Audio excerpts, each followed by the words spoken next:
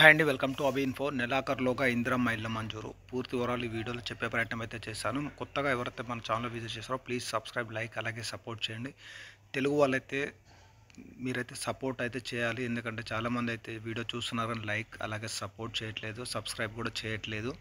Please subscribe అయితే చేసుకోండి. ఇలాంటి మరెన్నో అప్డేట్స్ ఎప్పటికప్పుడు మేము ముందుకైతే తీసుకొస్తాను. 26 నుంచి 3 పథకాల అమలు. వరంగల్ అభివృద్ధి సంక్షేమంలో మంత్రి పొంగులేటి. మొత్తానికైతే మంత్రి పొంగులేటి గారు అయితే వరంగల్లో బస్సుల ప్రారంభోత్సవంలో ఇందిరమ్మ ఇళ్ల గురించి అయితే మాట్లాడడం అయితే జరిగింది. అదేందో మీకు ఎక్స్ప్లెయిన్ చేసే ప్రయత్నం అయితే చేశాను ఈ వీడియోలో. ఈ ఏడాది రాష్ట్ర వ్యాప్తంగా ప్రతి నియోజకవర్గానికి 3,500 ఇందిరమ్మ ఇళ్ల చొప్పున మంజూరు చేస్తూ రానున్న 4 ఏళ్లలో అర్హులందరికీ గృహాలు నిర్మించి లక్ష్యంగా ముందుకెళ్తున్నామని రాష్ట్ర రెవెన్యూ గృహ నిర్మాణ శాఖ ఉమ్మడి వరంగల్ జిల్లా ఇన్ఛార్జ్ మంత్రి పొంగులేటి శ్రీనివాసరెడ్డి గారు అన్నారు. ఇప్పటికే ఇందిరమ్మ ఇళ్లను దరఖాస్తు చేసుకున్న వారిలో అత్యంత నిరుపేదలకు పారదర్శకంగా గుర్తించి వారికి జనవరి 31లోగా మంజూరు చేశామని పేర్కొన్నారు. శాసనసభ ఎంపీ ఎన్నికల్లో ప్రజలు కర్రు కాల్చి వాత పెట్టిన ప్రజాపక్షం తీరు మార్చడం లేదన్నారు.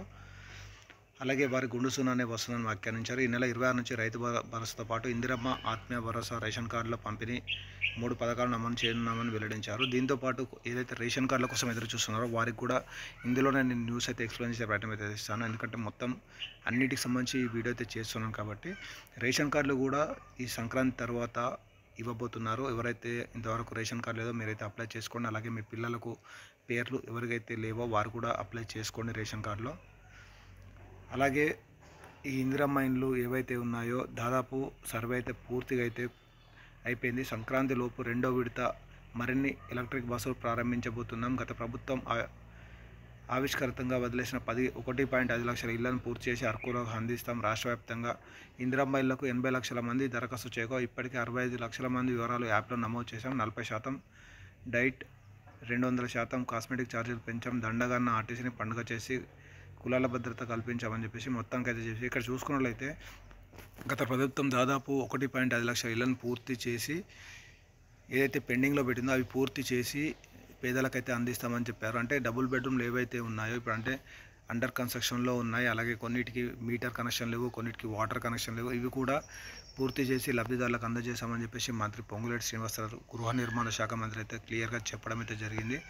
ఏదేమటికి కూడా ఈ ఏవైతే పెండింగ్ డబుల్ బెడ్రూమ్ ఉన్నాయో అవి కూడా త్వరలోనే పంపిణీ అయితే చేయబోతున్నారు. అలాగే ఇందిరమ్మ ఇళ్ల కోసం ఎవరైతే అప్లికేషన్ పెట్టుకున్నారో మీకు కూడా దాదాపు సర్వే పూర్తయింది. ఇంకా సర్వే ఎవరికైతే కాలేదో వెళ్ళి అధికారులను అయితే అడగండి. దాని ద్వారా అంటే మీకు సంబంధించిన ఎంపీడీఓ ఆఫీస్, ఆర్డీఓ ఆఫీస్కి వెళ్ళి కలవండి, లేదా పంచాయతీ అయితే సెక్రటరీ గారిని అయితే కలవండి. దాని ద్వారా మీ ఇంటికి అయితే వచ్చి సర్వే అయితే చేస్తారు. ఈ సంక్రాంతి తర్వాత బెనిఫిషియరీకి సంబంధించి ఒక లిస్ట్ అనేది వస్తుంది.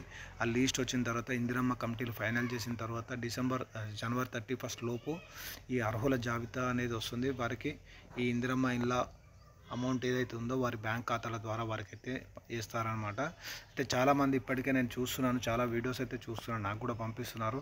ఇందిరమ్మ ఇండ్లకు సంబంధించి ఎలాంటి బెనిఫిషియరీ లిస్ట్ అనేది రాలేదండి.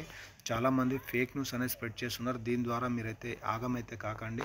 దీని గురించి ఏదైనా అప్డేట్ వస్తే మన ఛానల్ ద్వారా మీకు చెప్పే ప్రయత్నం అయితే చేస్తాను. మీరైతే సపోర్ట్ చేయండి. థ్యాంక్ యూ ఫర్ వాచింగ్ అబీ ఇన్ఫో.